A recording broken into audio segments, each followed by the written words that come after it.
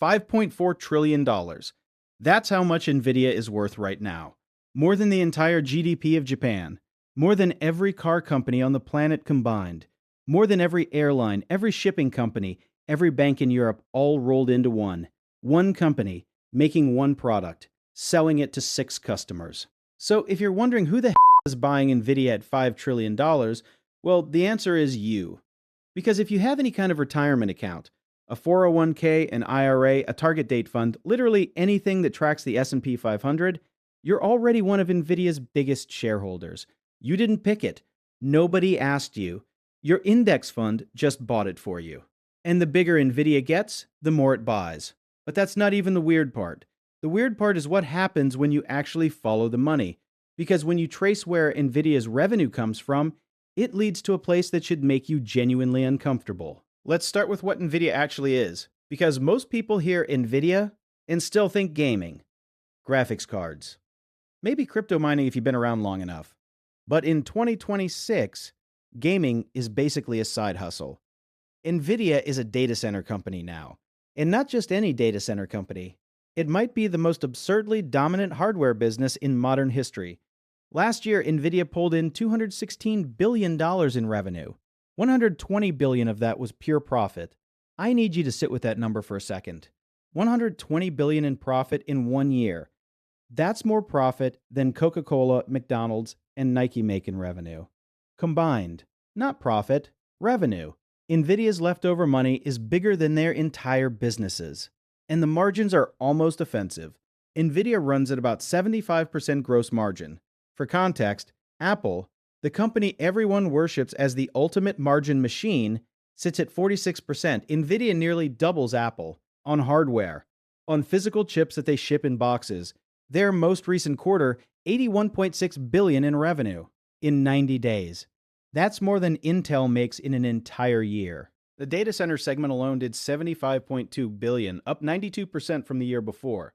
At this scale, growing at 92%, that shouldn't even be mathematically possible. So yeah, by every traditional metric, Nvidia is a monster. The margins are real. The revenue is real. Jensen Huang built something that genuinely has no precedent. But here's where it gets interesting, because Nvidia doesn't sell to millions of customers. It doesn't have the diversified base of an Apple or a Google, and if you actually bother to read their SEC filings, the ones that nobody reads, you find a number that changes everything. In the third quarter of fiscal 2026, 4 customers accounted for 61% of total revenue. Customer A, 22%. Customer B, 15%. Customer C, 13%. Customer D, 11%.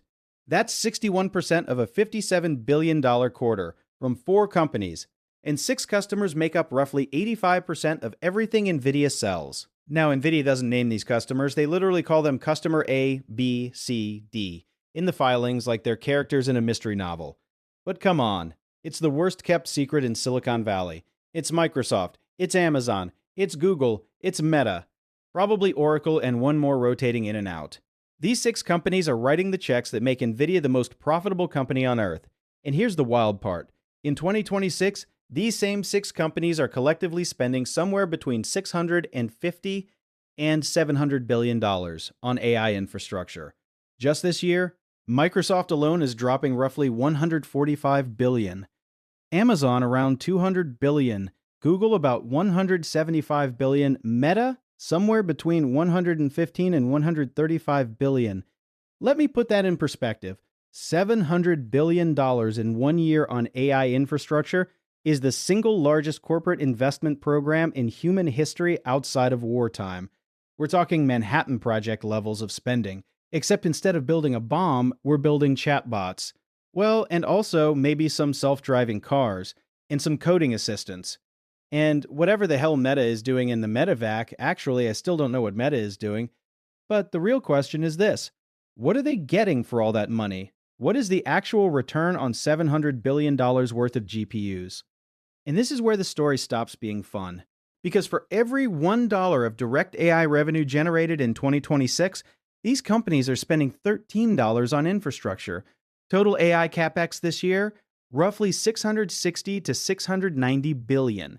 Total direct AI revenue generated from all of it, about $51 billion, 13 to 1. Now look, In the early days of any technology, you expect heavy upfront spending. That's normal. The internet needed billions in fiber optic cables before anyone made a single dollar from e commerce. Nobody was profitable in 1996. Fine. But 13 to 1 isn't early stage investment. 13 to 1 is we're spending money so fast that the people spending it can't even explain what the return model is yet. And the question isn't whether these companies can afford it, they can. Big tech is funding all of this from their own cash flow, not from debt. That part is actually impressive. The question is whether any of this spending will ever produce a return. Because right now, the companies that are supposed to be turning all these GPUs into actual products, they're not exactly crushing it. Let's look at the poster children. Anthropic, the company behind Claude, spent $2.66 billion on AWS compute last year. Their revenue, $2.44 billion. Read that again. They spent more running the computers than they made from the product running on those computers. That's not a business model. That's a very expensive hobby. OpenAI, the company behind ChatGPT, the one everyone assumes is printing money, spent $8.7 billion on Azure inference alone. Revenue was about $13 billion. Better, sure, but the margins are paper thin for a company that's valued at several $100 billion. They literally had to shut down Sora, their video generation product, just to redirect compute to the stuff that actually makes money. And these are the winners. These are the two best case scenarios in the entire AI industry, the ones with hundreds of millions of users and billions in revenue. Everyone below them is doing worse. Below them is a graveyard, AI startups spending 80% of their entire funding just to rent GPU time. GPU cloud costs went up between 40 and 300% in 2025. CoreWeave, one of the biggest GPU cloud providers, jacked up prices by 20% and started forcing smaller customers into 3-year contracts. 3 years for renting a graphics card. And here's the study that should honestly terrify everyone.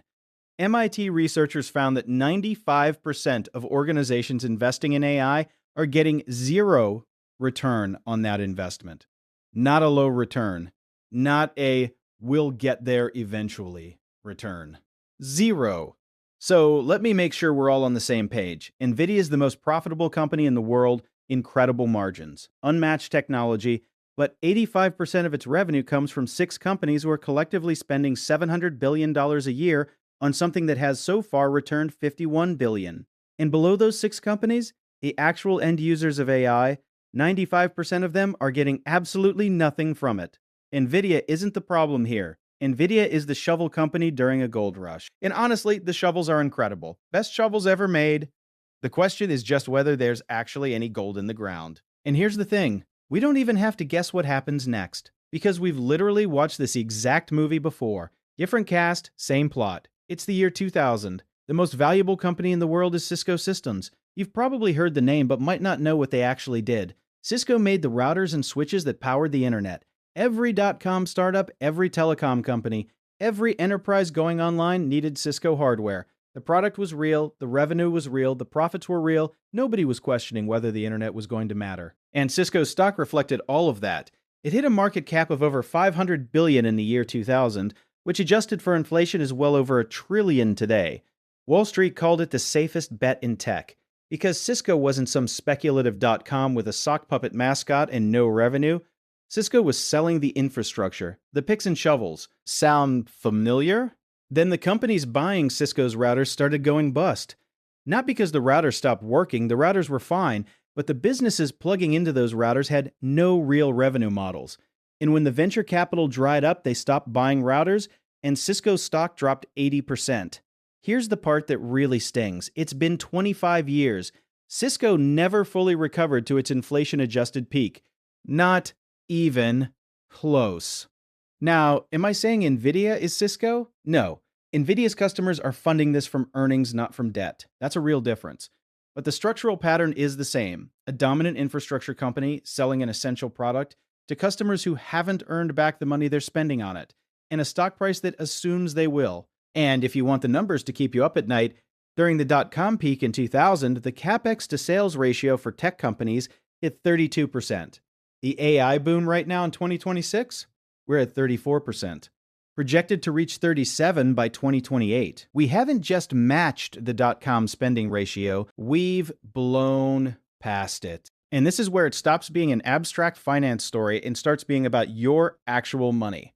Nvidia currently makes up roughly 8% of the entire S&P 500. 8%, one company out of 500. It has more than 350 times the index weight of a company like Clorox. The top 10 stocks now make up 36% of the index, up from 23% back in 2000.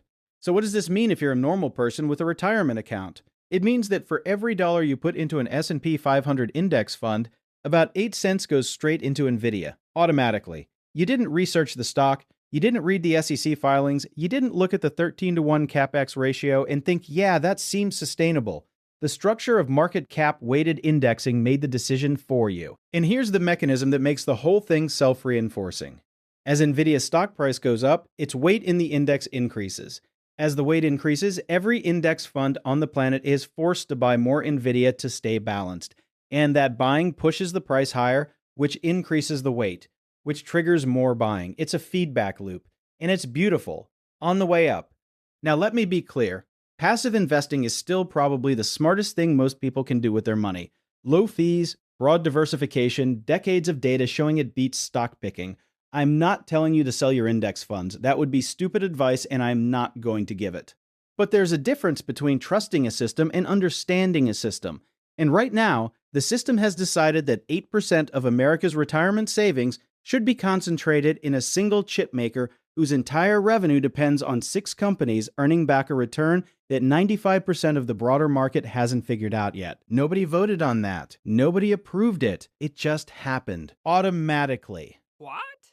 So here's the real version of Nvidia in 2026. It's a genuinely spectacular company selling a critical product to a very small number of customers who are spending historically unprecedented amounts of money on a technology whose return on investment is at this point largely theoretical. Nvidia might be worth every penny of that $5.4 trillion. If AI delivers on even a fraction of what it promises, then the GPU is the most important piece of hardware since the semiconductor, and Jensen Huang owns the whole market. That's the bull case, and it's not a dumb one. But the bear case isn't dumb either. Because right now, $660 billion a year is going into the ground, and only $51 billion is coming back out. And the last time we saw spending ratios like this, the company selling the infrastructure lost 80% of its value. Not because the product was bad, but because its customers ran out of reasons to keep buying it. Nvidia isn't the bubble. Nvidia might be the best company inside a bubble. And the difference between those two things is the difference between the best investment of your life and a total disaster. And either way, if you own an index fund, you're already in. That's just how the system works. Nobody asked you.